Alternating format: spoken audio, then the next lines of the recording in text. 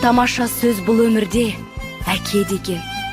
Суыққа бір шалдырмай мәпелеген, өмірдің соқпағымен өрге тартып, алдымен адам бол деп жетелеген. Тағдырдың жазғанына кеуде тосқан, біз үшін еңбек еткен еш тынбастан, алаңсыз сауық сайран шалқып жүрміз біз бүгін әкеміздің арқасында.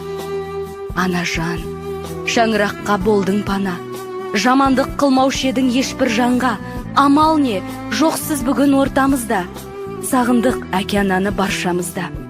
Жан ана, ұл қызыңның тірек едің, тірі болсаң жарқылдап жүрер едің, болмасаң да бүгін біздің жанымызда, айтқан сөзің тәтті күлкің жадымызда.